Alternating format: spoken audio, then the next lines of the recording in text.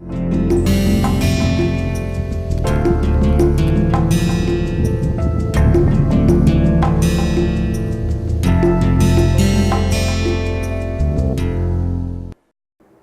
week, as we have been looking at the quantum implementation part, we will explore another approach of quantum computing which has been very popular, which is known as the ion trap quantum computing.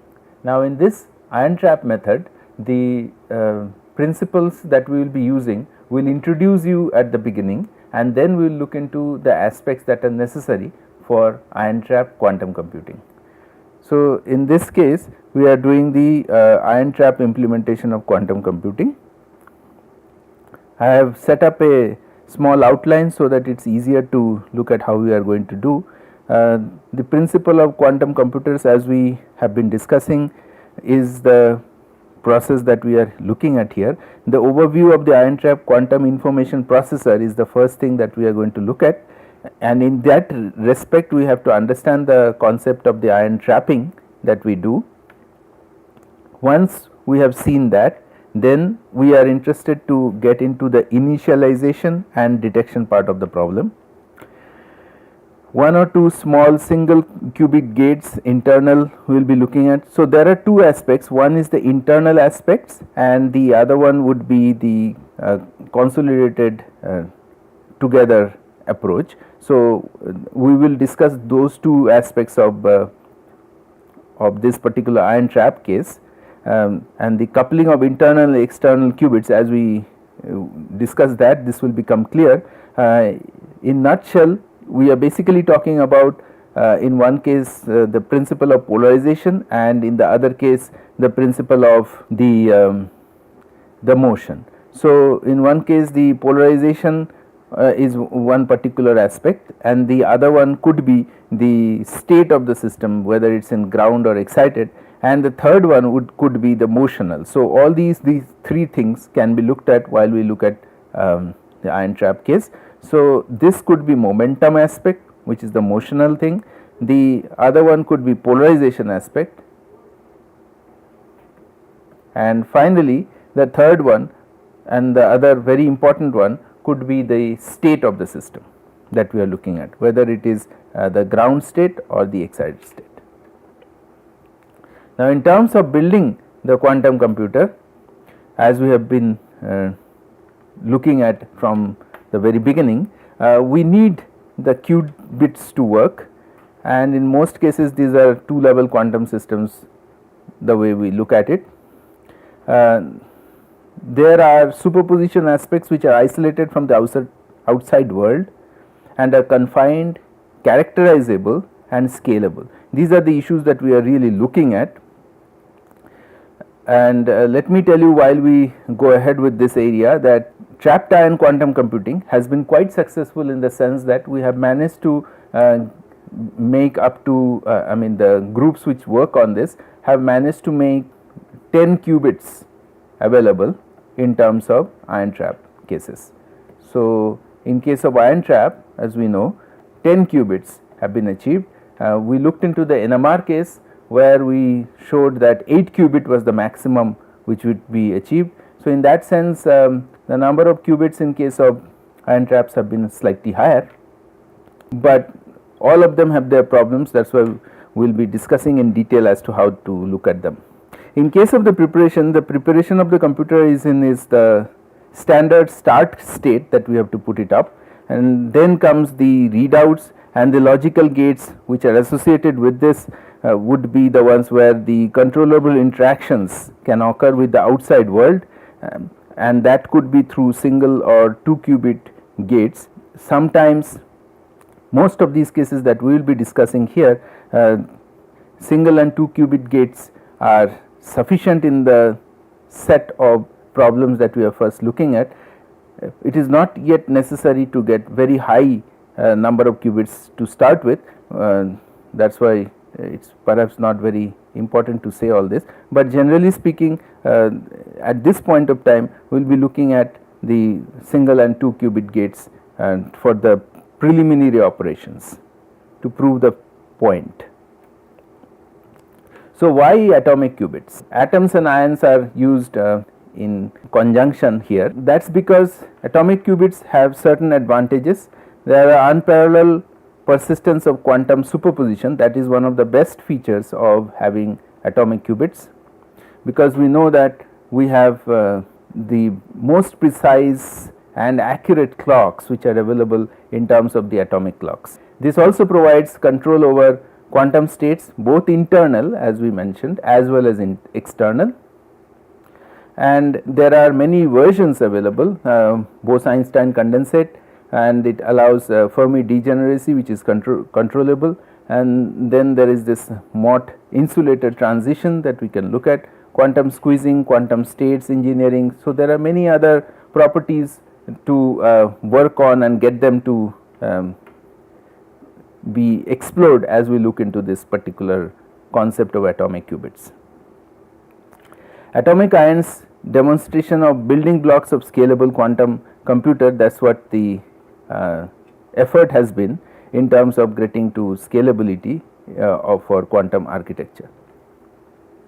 So, here is an example of the simplest possible atoms that we talk about. So, atoms in a trap, or more precisely atomic ions or atoms in traps, can be looked at as if the state of the system can be changed, where the ground state and the excited state can be considered as the state 0 and state 1. So, this is roughly what we are talking about, the internal state of the system for instance, and the laser interaction can take state 0 to state 1, and this is an example of how we can understand the concept of quantum, and this I think I had opened with this kind of demonstration at the very beginning of this course, where we had shown this particular example where we had showed how we can take a light pulse to produce coherent superposition of states 1 and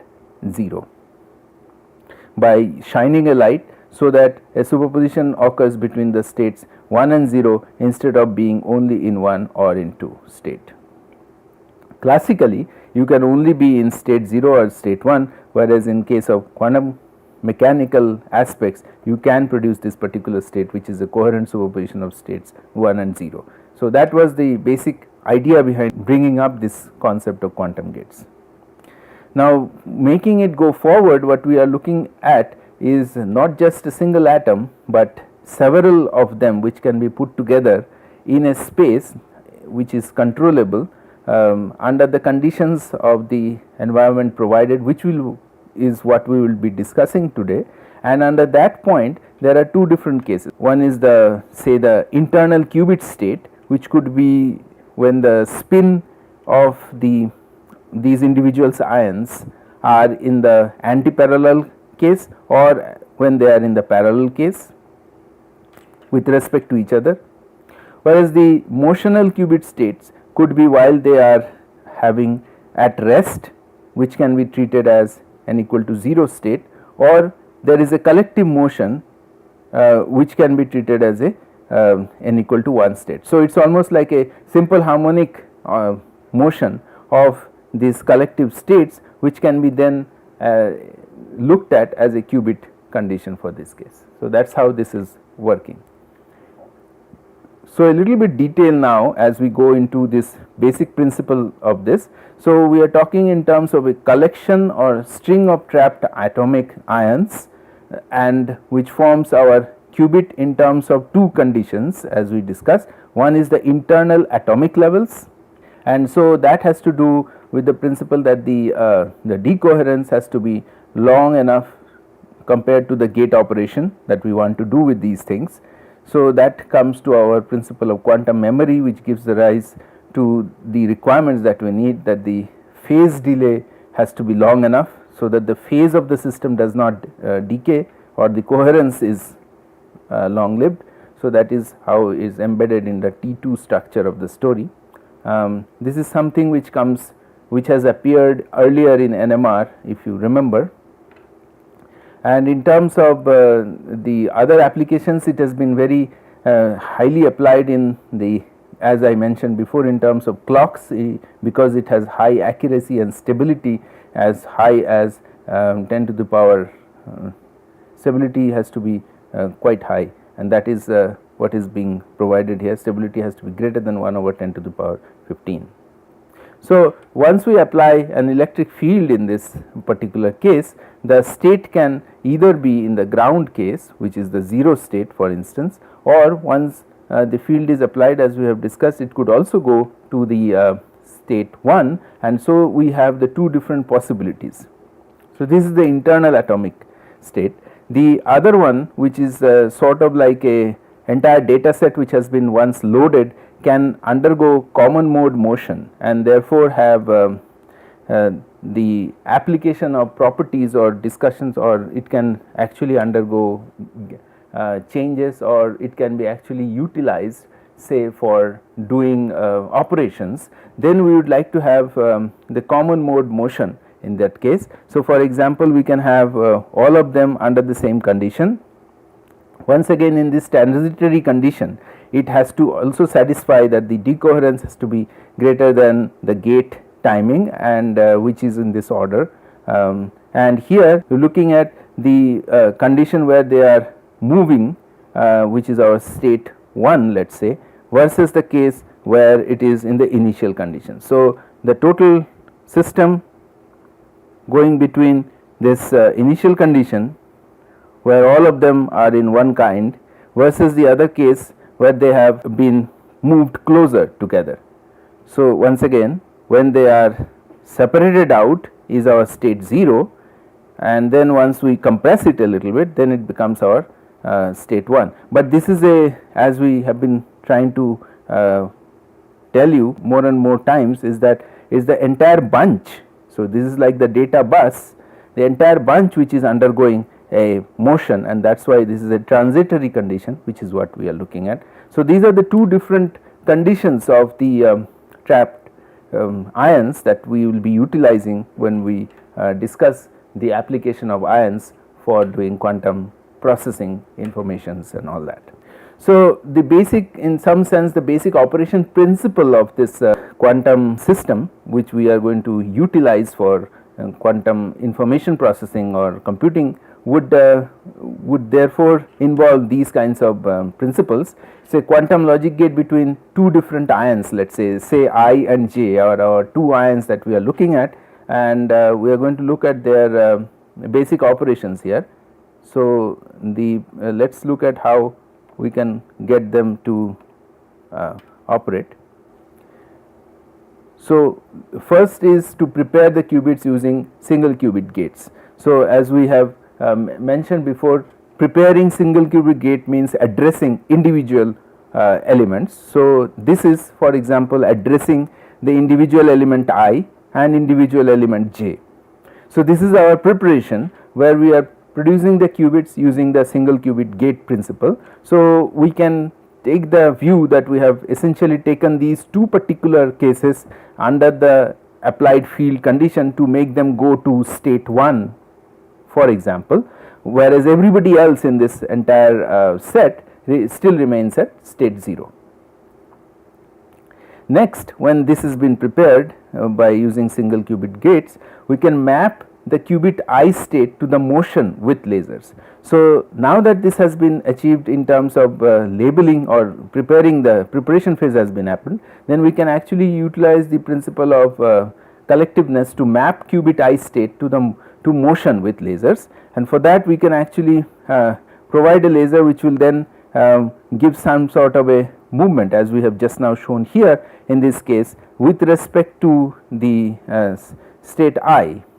So, in this case, for example, when the laser is only operative on I specifically, to make sure that that is the one which undergoes a change in this particular case due to the motional aspect, whereas the J state remains the same. So, this one therefore has a different case because of the selective application of the mapping that we just did. So, this means that we have a 2 qubit gate between the motion and the ion J now, because the ion J has been prepared from the principle of the internal condition, whereas the the state I has been put back to this other motional condition, and so the 2 qubit gate between the motion and the ion j is therefore created, because the rest of the gates are all the same. So, finally, what we have done is that we have now created a gate which is specific,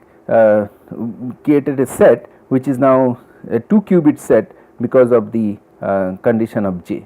So, we can put the information from motion back onto ion I by putting the laser back on I state, and so we can essentially have the interaction go between the two different conditions. So, it is like saying that we can prepare by using internal qubit states for both, for single qubit conditions, then we can map one of them with the motion with lasers, and then we can get back to the case where we now have the two different conditions available for j, whereas the I has gone back to the original case, and this 2 qubit gate between motion and ion of the j can then do its job and then put the information from the motion, because it has now come back to the original case, back into ion I.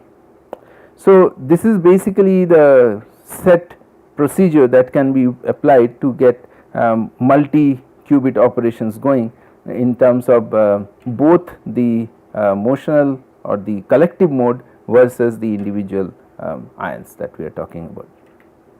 So, now for studying these kinds of ion states and to be able to do something with how we are going to apply them eventually, we would like to have dynamical trapping of this entire process, and that is typically attained with RF trapping, and the applied field of the laser is used for doing that dressing.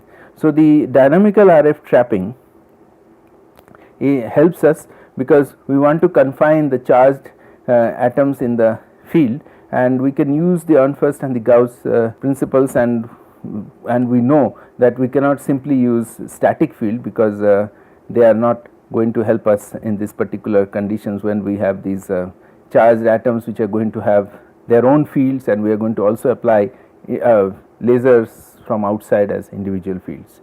So, we have to use oscillatory fields because if we want to confine them in 3 dimensions, it is best to use the oscillatory field, and in 3D we have a form of the potential which has to be of a certain kind. We are not going into the details of this, but this essentially provides us the relative motional condition or the acceleration and the associated force which are provided and to balance this entire process, and we can undergo the mathematical transformations here to kind of see how the reduced mass motion of the system is finally going to be coupled to the applied frequency of the fields that we are going to provide for this to operate. So, this dynamical RF trapping therefore can be see how they map with respect to the positional variance as well as the frequency as a result of this, and that would give rise to the oscillatory motion that we are expecting from this trap system.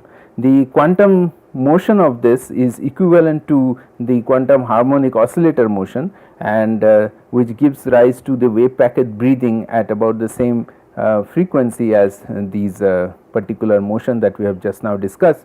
And so, this particular dynamical trapping concept helps us in providing the oscillatory quantum like features that we are able to utilize. So, a coupling of this particular approach along with the in the linear ion trap allows us to make use of the principle, and so this linear ion trap which has been the main principle here utilizes the RF field as we just discussed. In this radio frequency field, these ions would interact by exchanging vibrational excitations, and that is because of the principle that we just discussed, where the oscillatory motions almost mimic the simple harmonic principles shown by the harmonic oscillator mode of a quantum system almost. Each of the ion can be controlled by polarized properly focused laser beam in addition to what we just now discussed in terms of the RF, so that we can have the coupling that we just discussed before that. The picture here shows how the electrode structure typically looks for a particular linear ion trap experimentally, and the electrodes are roughly about a millimeter thick, which is what is used for making these systems work. In practice or in schematic case, this is how the picture looks like. We are applying the oscillatory field as we discussed before. So, because we know that static field won't work for it. So, this axial confinement part is static and the radial confinement part is dynamic. So, there are many different places where this particular approach of linear traps have been used. One of the pictures that I showed you was from which has been used mostly in Oxford. Then there are these other places where similar traps have been very successful in Max Planck and Garching, as well as in Isanbuk, as well as in many places in NIST and in US in many places including NIST, Maryland and others. So, this micro motion which we show in terms of the RF frequency is the one which is on top of the oscillatory motion that is there for these things. Now, these are very small at and at different frequencies, so they do not really affect one or the other, but they can be actually utilized in the way these confinements are being done. We have to be very careful in terms of making sure that our applied radio frequency is always much larger than the internal confinement and the dynamical principles that exist, because these but as you can see in the diagram, because of the large difference in the two frequencies, the applied RF always is a consistent version that can be utilized with respect to the other micro motions that are already existing in the system. So, there are various different ion trap setups as has been discussed before.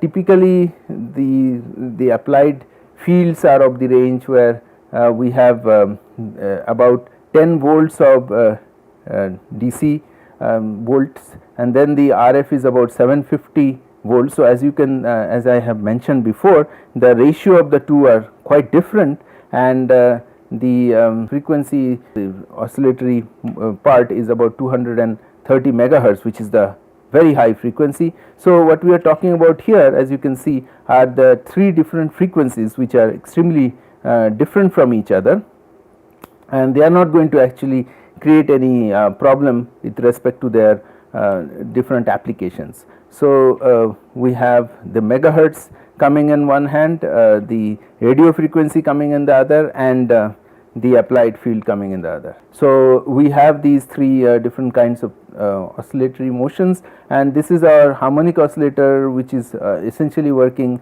at about 10 megahertz conditions. So, here is a micro expanded blow up picture. I do not know how well you can see it here, but these are the few trapped ions which are being depicted inside the actual experimental setup, which is what we have essentially earlier used and blown up in the cartoons to show you exactly how they look. And if you the single ion lifetime is can be pretty high, and under cryogenic conditions it can almost always be staying there.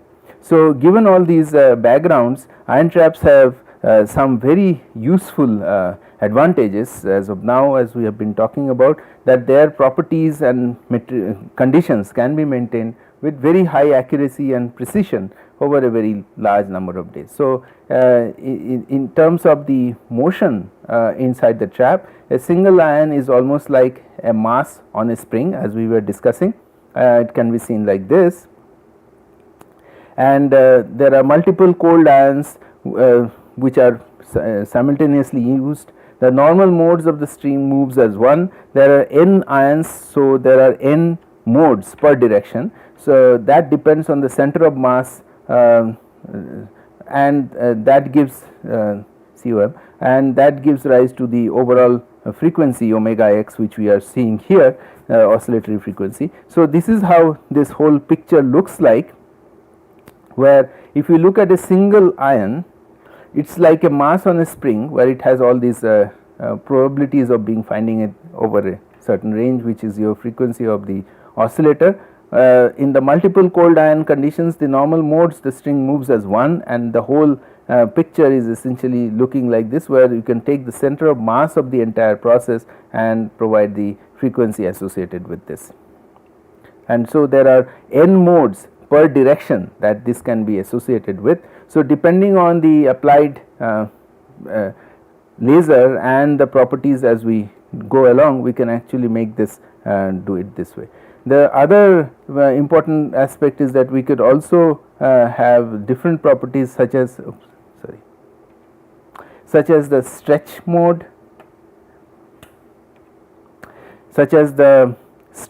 So, one as we discussed was a combined motion, which is center of mass. Then the other one would be like a stretch mode, which will be like the harmonic oscillator conditions. And so, there are different kinds of modes and oscillations that we can discuss in this particular case.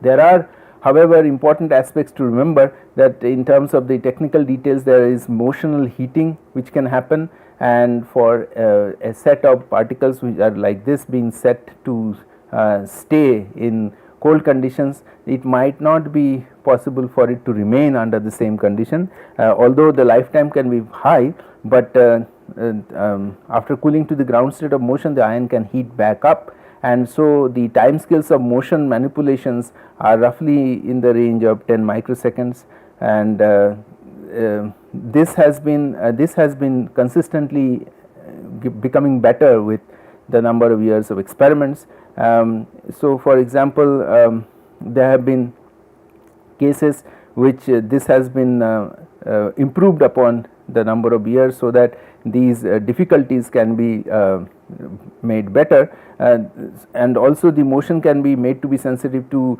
the noise spectrum, which are not going to hurt it or do something about it. However, there are issues which are still to be addressed, and these are the few points that I thought I will point it out, and these have all been presented in the previous work, and in the most recent developments in the current times, we have these few wonderful developments which have been shown, where NIST boulder has been running the best possible condition with less than 1/4 milliseconds time scale. So, they have the longest level lifetime, whereas the others are also getting closer, but they have their own difficulties, and they have been trying to do their work quite well. And so, with this starting point of our discussion on ion traps, with some connection to how these become useful to quantum computing, let me close this lecture, because this is a new area that we have been embarking on for this particular application, and so I thought I will give you some of the background material which goes into understanding the ion trap principles which we have just discussed here. In the next class, we will be detailing further on the application of such ion traps into making of quantum information processing and furthermore. Thank you. See you in the next class.